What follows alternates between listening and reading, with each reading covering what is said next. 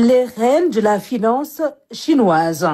Les présidents de la SIDCA, Agence chinoise de coopération internationale, d'Exim Bank, de la Banque industrielle et commerciale de Chine, de même que le président de la Banque de développement, plusieurs aspects de la coopération abordés avec eux, dont de toutes nouvelles perspectives. À part les dons que les Chinois nous font, le Grand Théâtre, le Musée de Civilisation, les infrastructures qui ont été faites au Sénégal étaient principalement de la dette. Et comme vous le savez, suite à l'audit des finances publiques donc de la Cour des comptes, notre niveau d'endettement est assez élevé. Alors beaucoup d'investissements qui ont été faits auraient pu se faire hors bilan de l'État. Ça aurait pu être des partenariats publics-privés. Alors donc, nous avons discuté avec les partenaires pour voir dans quelle mesure certains de ces actifs qui sont sur le bilan de l'État pourraient sortir et intéresser éventuellement des entreprises chinoises ou sénégalaises.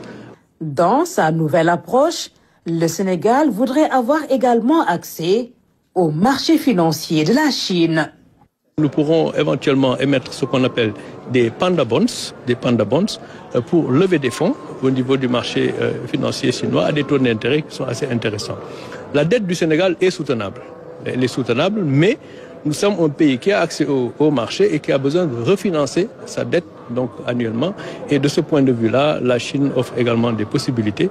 La Chine et ses provinces autonomes séduisent aussi notre pays qui a une vision de territorialisation des politiques publiques. Une assistance technique est acquise. Pour ceux qui connaissent la Chine, c'est un ensemble de provinces qui sont autonomes, n'est-ce pas? Et on peut beaucoup apprendre donc du modèle chinois de ce point de vue.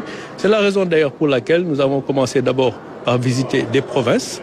Le président Xi Jinping lui-même a été gouverneur d'une province. Ces provinces sont autonomes. Elles sont également en concurrence les unes avec les autres. Donc nous pouvons beaucoup apprendre du modèle chinois dans, disons, un co-développement. Sur un autre registre, la visite du Premier ministre en Chine a permis de conclure plusieurs accords dans le domaine de l'économie numérique.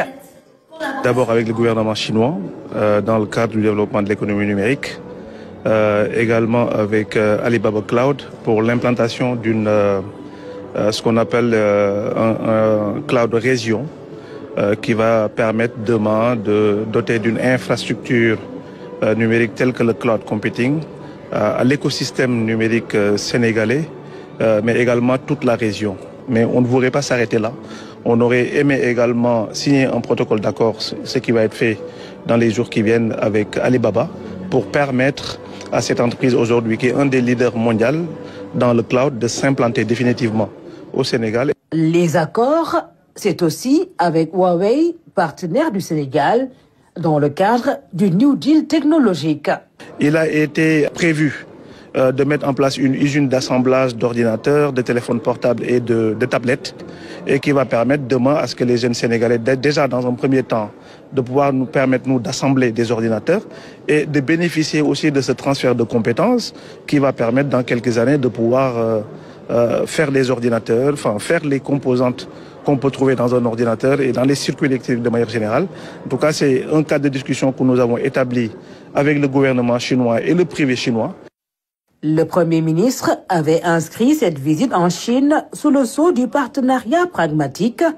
Les accords conclus dans le domaine des finances, du numérique et du commerce pourront en témoigner.